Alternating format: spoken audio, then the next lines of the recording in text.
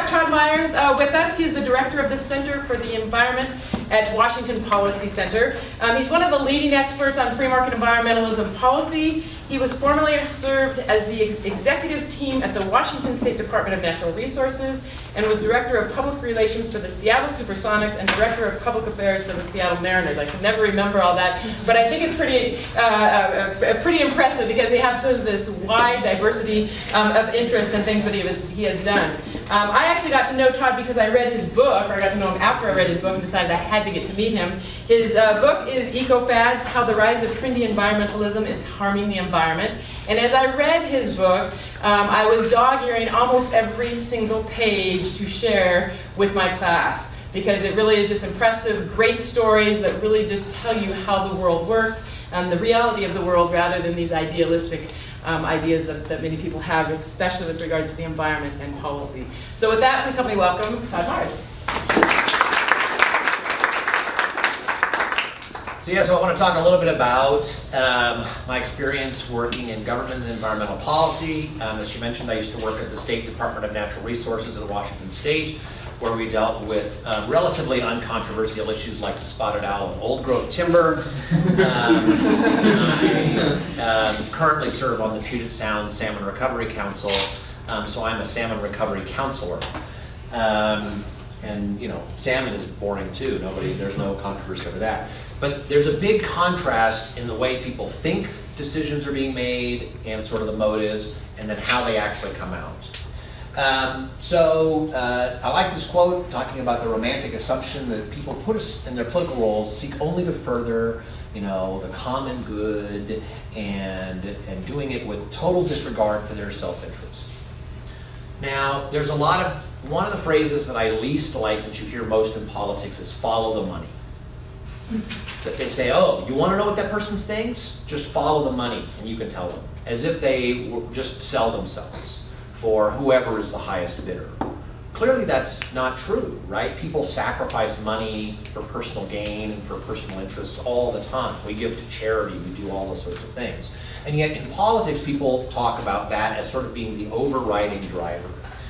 It's not that it's not an influence, but there are lots of other things that even if a person is not evil, right? Even if you think a person is totally sincere about what they're trying to do, that influence the way that they make decisions, both people in agencies and politicians themselves.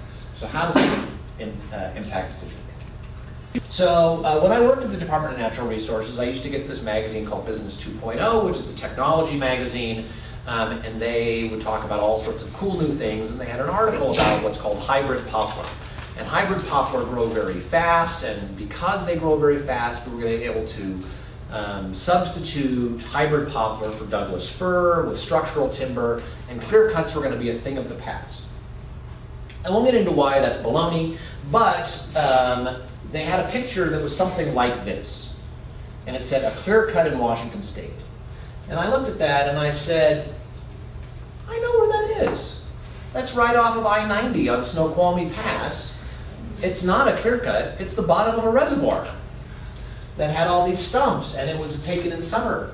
So their freelance photographer had earned his money by driving up to Snoqualmie Pass, pulling off to the side of the road and taking this picture right on the side of the road. Pretty easy money for a day's work.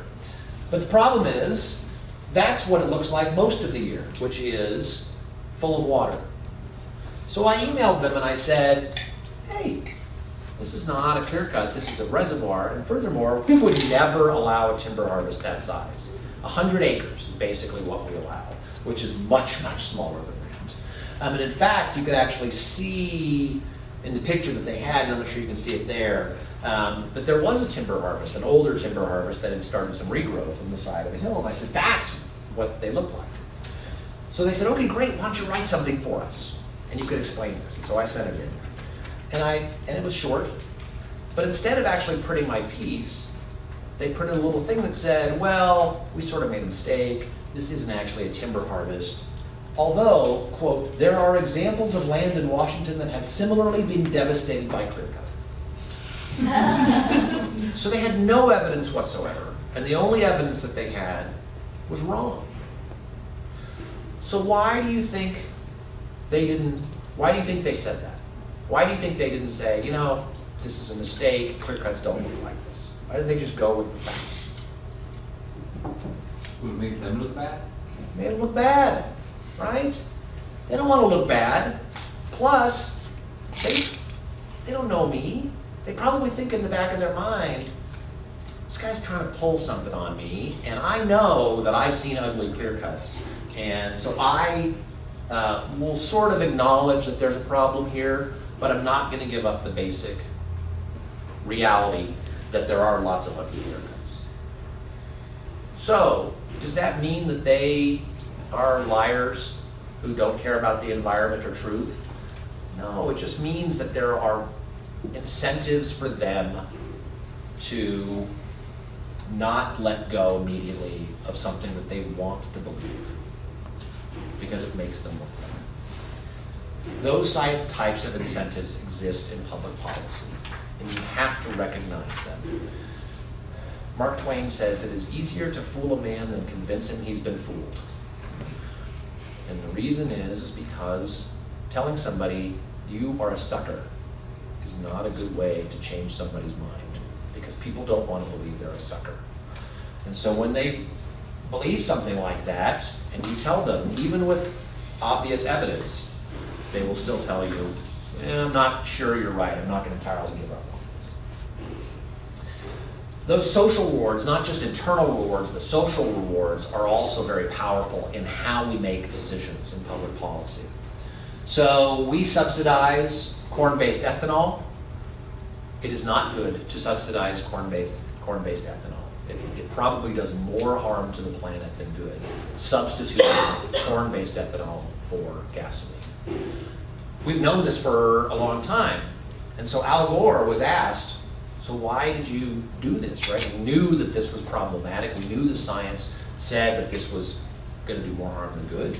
And years later, he said this: one of the reasons I made that mistake is that I paid attention to the farmers in my home state of Tennessee, and I had a certain fondness for the farmers in the state of Iowa because I was about to run for president. In the last presidential primary, Ted Cruz on the Republican side said, when he went to Iowa, said, we're going to get rid of ethanol subsidies. It's a bad thing. We don't like the farm subsidies. It's doing more harm than good. And Donald Trump let him have it and talked about, by God, I'm going to protect you farmers, and we're going to protect those subsidies. Now, Donald Trump didn't end up winning Iowa, but he knew that those subsidies were important to the farmers in Iowa. And Al Gore knew it. And even though it harmed the environment, he was still interested in getting that public support for this policy. The other thing is, high risk sends a strong signal. Doing something stupid can be good for your political career. This is very difficult to understand. But if you're trying to send a signal to the environmental community about how much you care, doing something that says, look, I've done this, and here's all the math, and the math works out, and this is a no-brainer. We're going to do this because it'll help this, and it costs, and there's a very low cost.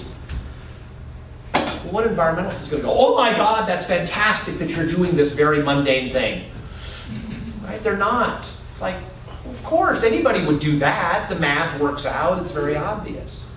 Only the truly committed are willing to do crazy, stupid things for the environment, right? To take giant risks. Because the giant risk is symbolically powerful. And what you will hear all the time is, why are you doing this? And politicians will say, we can't afford not to do this. Well, that's not an answer, right? That is not, there's no logic or math or science behind that answer. The reason they give that answer, the reason that they do silly things, is because it's very strong symbolically. And time and again, when you see environmental policies that fail, it's because it was a harebrained idea in the first place. But harebrained ideas leave the biggest impression when it comes to sending a signal. That's a huge problem when trying to get rational environmental policy, is that sometimes the most rational policies have the least political reward. Because by the very nature of them being rational, they are uncontroversial, and they don't set us apart.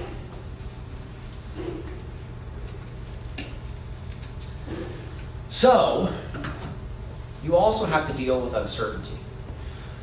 Another phrase that I hate in environmental policy is the science says. Okay? Anytime you hear somebody say the science says, they are probably trying to hide their own personal preferences in the guise of science. And this doesn't mean that it's evil. It just means that they are conflating two things, because to them it's very clear. So when I worked at the Department of Natural Resources, we had to deal with the marbled murrelet. And the marbled murrelet, we knew was threatened. We knew the populations were declining, but we didn't know very much about them. And when I worked there, the first nest of a marbled murrelet in Washington State had just been found a few years earlier. They're way up in trees, they're tiny birds, they're tiny nests. They're very careful about how they fly so that predators can't track them. And a biologist showed me a book that she and other scientists wrote about just tracking marbled murrelets. It was this thick. So it was a very difficult bird to sort of pin down in a lot of ways. So we were talking about how we manage forests to protect the marbled murrelet. And so I went to the biologist and I said, what do we do? And she says, well, here's the type of habitat we need to protect. And just to be sure that we're right, we need to put a buffer around that habitat. Okay? So lock this area up and then lock the area up around it. So I went down the hall to the forester and said to the forester, how do we protect the marbled murrelet? And the forester said, look, this is an ecosystem, right? It's not homogeneous. These forests have been changed by fire. You have old growth, you have clearings, you have everything in between. That's how this all works together. And if you treat it as if there's no fire and everything, was just all homogeneous, you're destroying habitat for lots of creatures. It's unnatural. You're going to get more forest fires. It's going to be a mess. So the murrelet is part of that system, has always been part of that system. Why wouldn't we manage it in that way? Okay? So the biologist was saying the way to reduce risk to the bird was to lock it up and buffer it. And the forester was saying, don't lock it up. Treat it all as if you're managing, as if we're trying to replicate the impact of fire. So let me ask you, which of those is closer to the science? Which of those is doing more to use science? That's right. They're both using science. The difference here is not science. The difference is risk. A biologist who's willing to spend her time writing a book this thick about how to track marbled murrelet is going to place a very high cost on any impact to marbled murrelet. She cares a lot about every one of those birds. So I'm a beekeeper. I actually practice putting the boxes back on so I don't squish bees. And if there's a bee in the way, I will push the bee out of the way. Okay? There are 50,000 bees in a hive. And I want to make sure that I don't squish one or two. That seems silly. But I feel bad when I squish a bee. Okay? A biologist is going to feel bad if she gives a recommendation that leads to the death of a bird that she has studied for 15 years. It's understandable, but it's an influence on her risk tolerance. Her risk tolerance is super low when it comes to impacting marbled murrelet. The forester, on the other hand, has different risk tolerance. The forester's risk tolerance is going to be for the forest as a whole, for the habitat. They're going to put a lot of faith in their ability and their expertise at managing that forest well. And so their risk tolerance is going to be very different than the biologist. And what they're doing is that they are both following science, but the science is getting intermixed with their own level of personal risk tolerance about, okay, if we kill a bird, that's the way it is. That's part of the ecosystem. And the biologist's like, look, if we destroy some habitat for deer, there are lots of deer. I don't care about deer. It's the merlin I care about. And so when somebody says to you, the science says that we have to do this to protect the marbled murrelet, they are mixing in their own personal priorities about what's more important in the guise of science. Again, this is not evil. This is not wrong. It's just the way it is. And so you have to understand that when people are talking to you. People do also think about their own the risk to themselves personally. If you have a job and you like, eating, you want to keep that job. And so how regulators who go out into the field do their job is influenced by their own personal risk tolerance. So in Washington State and elsewhere, when you have a private timber harvest, there are rules.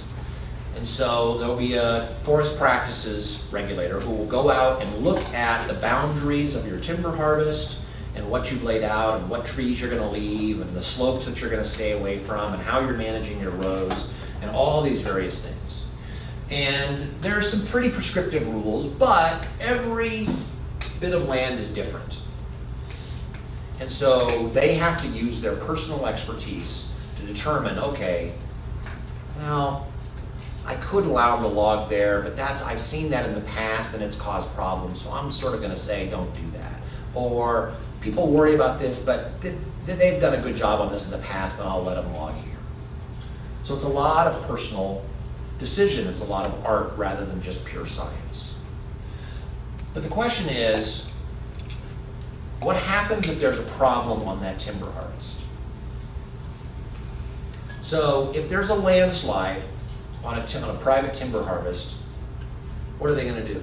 Your manager's going to say, hey, we just had a landslide on this timber harvest you approved a year ago. Didn't you see that that was a problem? And you're going to get asked about it. And even if your manager says to you, all right, just be more careful next time, or take a closer look next time, that's not a fun conversation to have. At worst, it's like, look, you screwed up. You shouldn't have done this. Now we have a problem because you didn't catch this.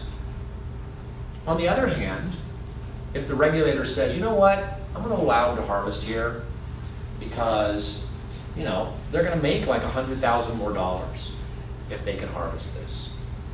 And we need more wood on the market, and so that's good. And there's a timber community nearby that will benefit from that wood.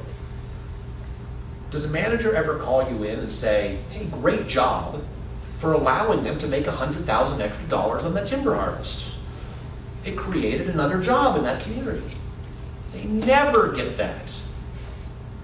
No manager ever calls a regulatory forester in and says, congratulations, you helped a company make more money.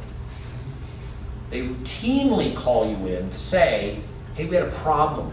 Tell me why, what was your thinking on this? And you have to defend yourself. So if you're in the field and you're making a judgment about the science, it costs the regulator nothing to be more prescriptive and to incur less personal risk. But for the timber harvester, for the communities, for a lot of other folks, those costs have to be paid. So why would that regulator make a decision that's going to help everyone else but potentially put them at risk? And again, we want those regulators to have the leeway because it's not all science. It is art. You have to use your experience to say, okay, I think that's a problem. Okay, that's not a problem.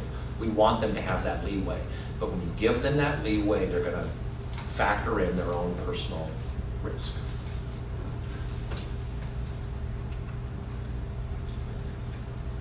There are also just differing views of what good is. In the same way that the biologist and the forester might have different opinions about, what the ultimate goal and what their risk tolerance is, there are other folks that just have a different view of the world that we want to see. So this is one of my favorite letters to the editor of all time, because it just shows sort of the mindset. So the Tulalip tribe is north of Everett, which is north of Seattle, and they have a giant casino. And now they've added a giant strip mall. And they have a ton of parking space. It is enormous. Parking lots, horrible for salmon and fish, because the rainfall, we get some rainfall in Seattle, the rain falls, hits the surface of the parking lot, grabs up a lot of tire rubber, brake dust, little drops of oil, and rushes them out into Puget Sound. If you don't have that, even if you're getting pollution and other things like that, and it filters into the soil, it actually filters a lot of that stuff out and then slowly moves into the sand. A lot of freshwater or saltwater fish don't like a big bunch of fresh water coming at them all at once. So the more impervious surface you have, the more risks there are to salmon and other fish. So the Tulalip tribe is making a boatload of dough off of their casino and their strip mall, and they were expanding their parking lots. And a fish biologist wrote into the Everett Herald with it, saying, I find it very discouraging to see use of these funds for the sole purpose, they have this money, of supporting the economic industry that is destroying the environment. In the years that I have been involved in efforts to restore and protect fish and wildlife habitat, the tribal biologists have been some of the strongest advocates for salmon recovery efforts. What is he missing? Right? He's assuming that their goal, I've talked with all these tribal fish biologists, their goal is to save fish, save salmon. Why are they doing this? So I think in the back of his mind, he knows why they're doing it. I think he's trying to shame them a little bit, but he knows that the tribe is making a huge amount of money off of this economic development, and they are. But he has a different goal. His goal is to save salmon, not to help the tribe become financially independent. And so when he looks at this, he says, okay, I know you give money, but I thought you guys were about saving salmon. By the same token, so I sit on the Puget Sound Salmon Recovery Council, and there are tribes that are part of the council, along with a lot of other government agencies. And tomorrow, actually, I'm going to be in a meeting where I'm meeting with the tribes and other folks to work out what our priorities are for salmon recovery. And the tribes have a very long list of rules that they want applied everywhere.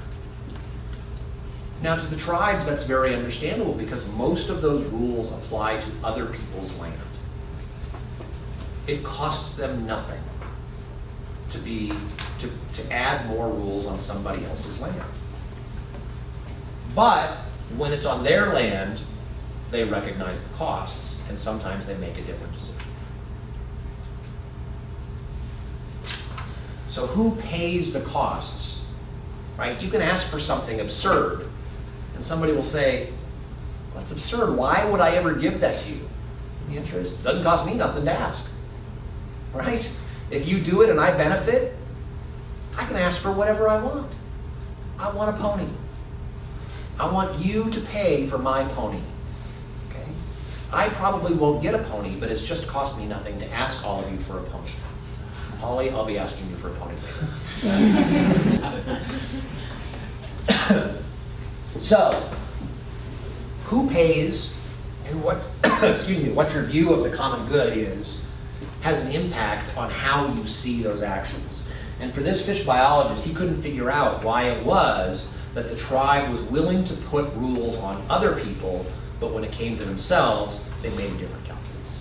And then there's lots of things you can do to make it so that it doesn't flood. The other thing that they're starting to do is what's called bioswales, which is off of the edge of the parking lots. You have dirt and pervious surface so that the water will go off into the dirt rather than just straight into storm drains or something like that and then wash out.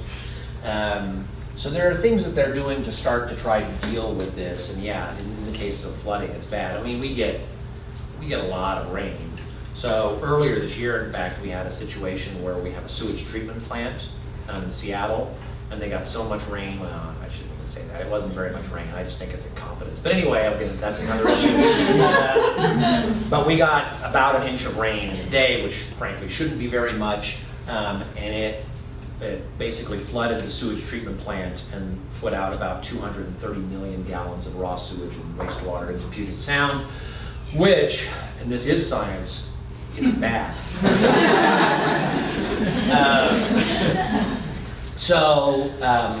You know, so they can plan for those, and they're doing a better job of that.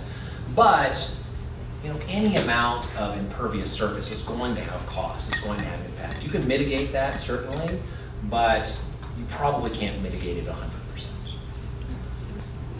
Fundamental challenge is with public policy. This may not be the fundamental, but it's a fundamental challenge of public policy, is one, people who often make decisions don't have the knowledge. So you were hearing about bees yesterday, and you know what you hear all the time about bees is that, oh my God, it's the pesticides that are killing the bees. And the people who say that are rarely beekeepers. So I went on a radio station, and an environmental group was trying to gear up to ban neonicotinoids, and so the radio host knew that I was a beekeeper, and so had me on. And the environmental activist who was doing this knew nothing about bees. Couldn't even quote the statistics correctly, was just saying all sorts of things that were incorrect. So they don't have the knowledge. I have the knowledge because every week I go and I look at my bees, and I say, oh, that doesn't look right. I wonder what's causing that. And it could be a whole range of things, right? Not enough nectar, that so they're starving. It could be that they're thirsty, that they don't have enough water. It could be that they have nosema. They could be pesticides, right? I mean, pesticides are not benign. They do impact bees.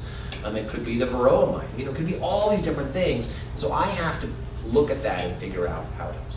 So one, they don't have the particular knowledge of these circumstances, okay, because they're distant. They also have to come up with rules and regulations that are kind of one size fits all. So the way you try to deal with that is to do what the forester, the regulatory forester did, which is go out on the land and apply sort of vague rules to a particular circumstance so that they have flexibility. But generally you have to say, look, stream buffers are going to be this under all circumstances, because that's the average. So you do end up doing sort of a one size fits all, which is, and nothing is one size fits all.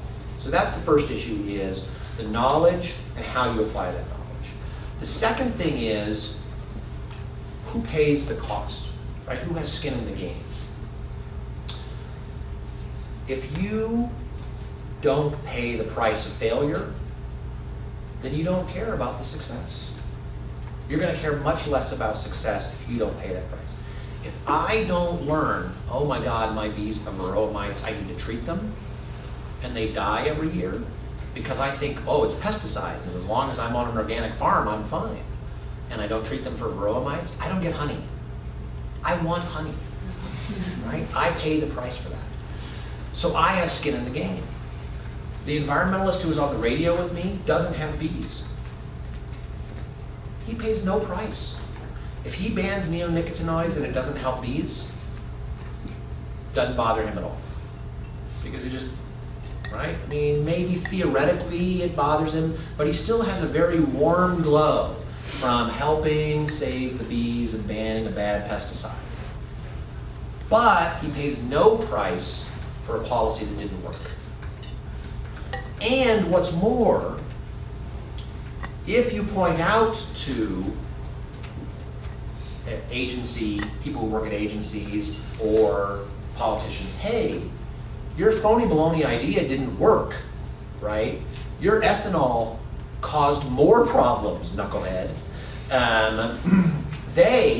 Their first reaction is, no, it's working, you just don't realize it. and think about how much worse it would have been had I not done this, right? So they deny the failure because, as we saw in the first slide, the same reason that the magazine didn't want to admit they were wrong, they continued to push nonsense arguments because it would have made them look bad. So those are the two issues. One is that politicians and policymakers don't have the knowledge, the particular knowledge, and their incentives are not aligned. Their incentives are to make themselves look good, and they don't pay the price. So how do you do that? How do you fix those two problems? This is what I'm working on now to try to address those things, which is to move environmental policy out of the hands of agencies and into the hands of people who care about the results, feel the cost of the results, and have the information.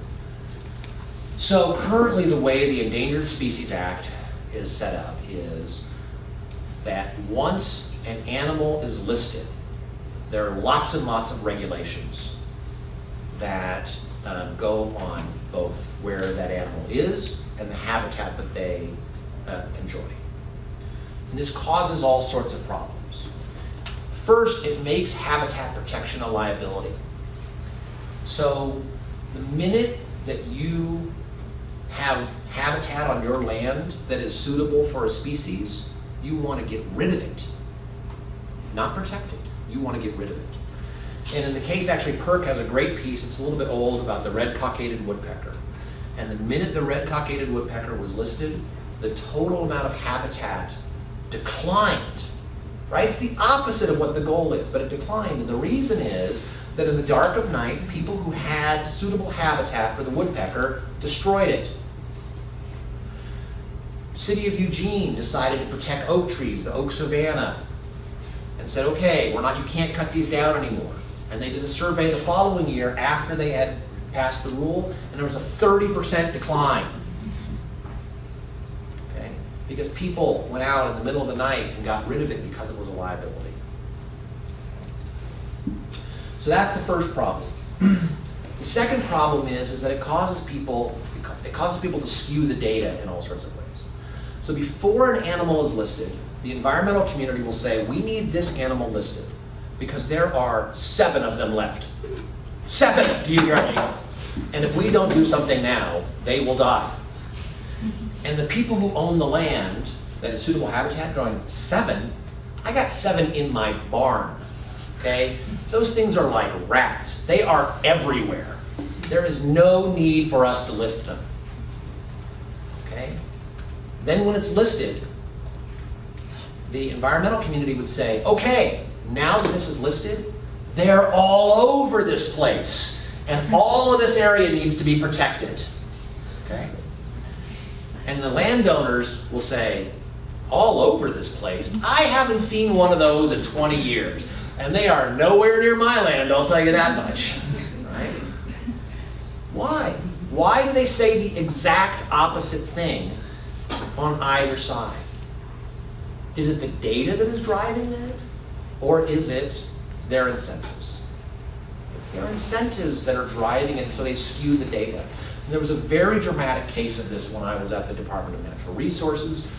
The lynx, which is a small cat, as well as a WNBA team, lived in sort of north central Washington state, and it's a threatened species.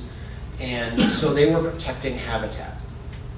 So 2 biologists at the Department of Fish and Wildlife would collect fur that they would find and then send it in for DNA testing and say, okay, we found it in this area, so these areas need to be protected. And one time the lab came back and said, this doesn't make any sense. This cat, the fur you sent for this cat down here and the fur you sent for this cat up here are the same. That's not possible. And what it turned out is that the biologists were falsifying the data. They were sending in fur samples in multiple places from the same cat so that they could spread the regulations.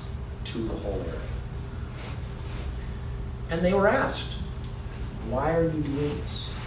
And they said, it was a sting operation on the lab. We were testing them to see if they were actually doing it. I said, well, did you tell anybody, like your supervisor, that you were doing this? No, that's how secret it was. So why did they do this? They did this because they cared about the lynx, fine. But they wanted to spread the regulations and protections for the lynx across an entire area, and so it drove them to falsify the data. Because they don't pay any of the costs associated with those regulations, but they get a personal benefit because they care about the lynx. So that's the way the Endangered Species Act is now. Those are the incentives behind it, and it is not surprising that the Endangered Species Act has not been effective at pulling animals off of the threatened endangered list. Once they get on there, they stay on. So what's the alternative? So the alternative is what I call iPhone environmentalism. And there are lots of apps now that allow people to take environmental steps and get environmental data that can help in ways that we never had the opportunity before. So in 1972, when the Environmental Protection Agency was created, it was pretty obvious why it was created, right? We had these giant outfalls going into rivers, putting sewage and stuff in there. We had big smokestacks, we had smog, and so it's like, we don't like this, fix this. And it's very hard for lots of individual people to go and stop smokestacks and stop the outfalls and address that. So we created a government agency which had the power and sort of the information to say, okay, instead of doing this, we want you to do this, and we're going to ramp down pollution. And it worked. If you look at air quality got a lot better. If you look at pollution in streams and rivers, got a lot better. They got cleaner. Okay. But that sort of approach is good when you have big single sources. When you have lots of distributed sources, when you have lots of little pollution inputs, it's horrible. Because there's not enough regulators going around everywhere to keep tabs on all of the little inputs. You can't go to every single farm in the country and say, are you using too much fertilizer? How much fertilizer is running off into the stream? Are you having an impact? Because even if you go there one day, they could do something the next day that's not kosher. So you're never going to have enough regulators. So the only way that the EPA can do that now is if they send a regulator semi-randomly, because there's way too many places to go and too few people. And if they catch you doing something, they nail you to the wall and make a big example of you, right? Charge a huge fine. It's totally unfair. It's disproportionate to what you've done. You may have simply made a mistake, but they're going to hammer you because it's the only way they can do it because they don't have enough people. On the other hand, so if you're trying to solve distributed environmental problems with regulators, that's the system you're going to get. One that is essentially random and unfair. On the other hand, if you can give an incentive to each individual person to make small changes, they're going to be much more effective at doing that. So farmers now are using drones to apply pesticide and fertilizer because it costs them. Fertilizer is not cheap. And so if you take a drone and you look at your crops and you say, oh, this area isn't growing so well, they will actually apply fertilizer just to that area using a drone. It's cheaper, there's less to run off. They have the knowledge. Some EPA person, either in the regional office or in DC, is not going to know, oh, they shouldn't be fertilizing their whole crop, they should be only fertilizing this area, right? There's no way that they're going to know that. But the farmer knows that and they care about it. So that's the way to go. So let me give you an example of an alternative to dealing with the perverse incentives of the Endangered Species Act. So Cornell University has an app called eBird. Any birders here? Anybody who likes to go bird watching? All right, one. So do you have eBird? Yes. Okay, and you like it? Yes. Yeah, it's cool, huh? Mm-hmm. So what Cornell University did is they started this in 2002, and it was just online, it was just a web page. So birders would go out, and then it was just a citizen science thing. So they'd say, okay, enter the birds that you saw and where you were, so that we can have data, so that we know the populations and where they are and things like this generally. And then, when smartphones were invented, they moved it to an app on smartphones. And they said that the number of inputs on it went way up. And then they realized, birders are pretty good about putting the stuff in, but we need to give them some tools. And so on the app, you can keep track of your life list now, what birds you've seen, all sorts of different things.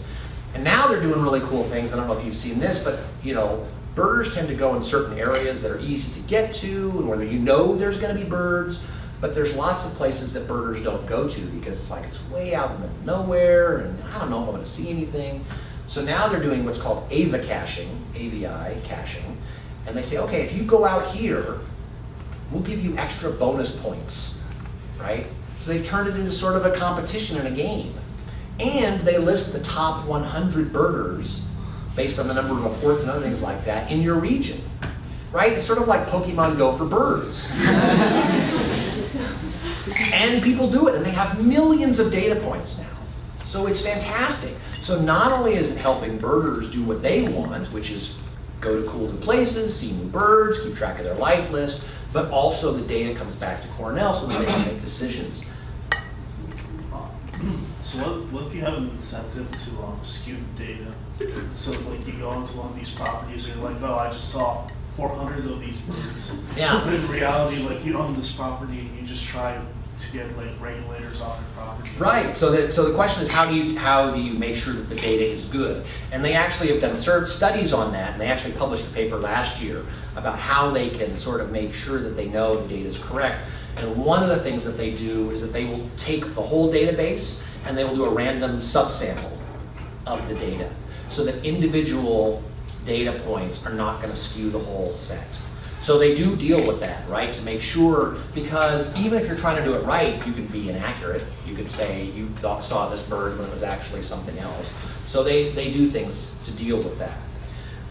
So the way that they use this is in California, birds were migrating, and they were migrating over an area where there was a lot of rice paddies.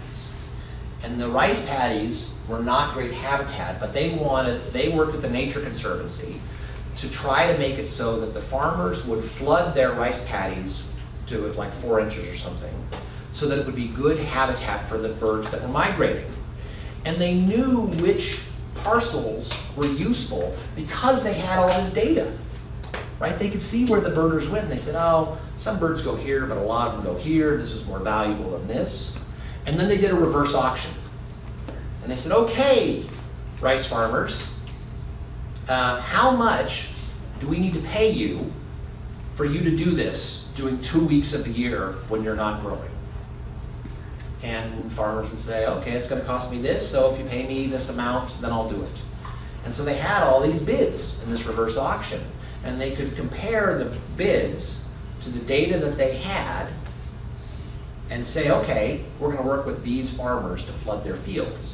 And then they did, which is what you sort of hinted at, they actually put a thing on eBird, okay, birders in Central California, go to these locations to tell us how many birds there are and whether the farmers have done it. And it works great, because now for those farmers, instead of that habitat being a liability, it's an asset. So like you saw yesterday with where, if you catch a bear on camera, $200. If you do this, you get paid for creating more habitat. It turns the incentives of the Endangered Species Act entirely upside down. And it is something that can be done now because we have the technology to get this distributed information and reward people rather than using the punitive approach. So the smartphones are changing dramatically the way that we can deal with environmental issues. I'll give you one more example. So I have a good time freaking out my wife when I'm on the road by telling her that my house at home is currently using 1,027 watts of electricity. And one time I called her, I said, I bet you're downstairs right now with the dogs watching TV with most of the lights out. She's like, you are weirding me out. And the reason is that I put in a monitor into my electric panel, which looks at all of the electricity coming into my house. And based on the signatures of the appliances, each appliance uses electricity in a little bit different way. It can tell you, oh, your garage freezer is in. Oh, somebody just turned on the vacuum cleaner. Your heat just kicked on. And so it gives me a list. And so right now, I'm using 1,024 watts, and I have a tiny refrigerator in my garage that's on right now, and then there are some draws like your clocks and microwave, things like that are always on, This has allowed me to find ways to use less electricity. So I noticed that when I turned on the lights in our kitchen, that it was using way more electricity than I thought. Because we have nice, powerful lights that are like floodlights, that are great, light up the whole kitchen, make it very nice, but it uses a lot of electricity. So now I'm much more conscious about turning those off rather than leaving them on, because I wouldn't have thought before that those lights made such a big difference. And I can look for lots of little things. The next logical step on this is to be able to say, okay, I pay for electricity that I use at the wrong time of day. And to have a system that can actually say, okay, we're not going to turn on your refrigerator right now. We're going to have it wait until the prices go down. Or we're going to turn on other appliances during off-peak. One of the biggest draws in your house is actually the heating element in your dryer. And there was a study that was done that said that when the peak prices went up, they would continue to turn your dryer, but it would just turn off your heating element. Because the turning doesn't actually use a lot of electricity. And so then the heating element would stay off until the prices went down again, and then it would turn on. And you could save a bunch of money that way. So we now have this ability to make decisions on the fly, and it's not me, right? I mean, I'm doing this because I'm a geek and I like it, but also because I can learn a few things. But what I would really like is an app that was in my house that would make these decisions for me, so I don't have to pay attention to it all the time. And we're getting very close to that. The problem is that the tariffs, the price of electricity, is designed to protect people from the cost of electricity. So that in many ways, they don't want you to feel the pain of using electricity during peak hours, because you're the consumer and politicians have an incentive so that you're not mad.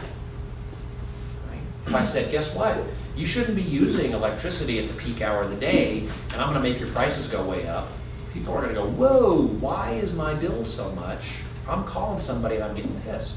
Something like 95% of phone calls to utilities are about their bill. I'm mad that I'm paying so much. Okay? So the incentives for politicians and people who write the tariffs is to reduce those phone calls and reduce those complaints. Even if it would be better, especially now that we have technology to do it, to make them feel the price of those costs, because they have the knowledge and the incentive to find ways to use less. That's what smartphone environmentalism can do. Those are the tools we have. That's how, getting back to your point 40 minutes ago, about, okay, so how do we move this out of the hands of politicians and change the incentives? I think this is a way that's really growing that we can do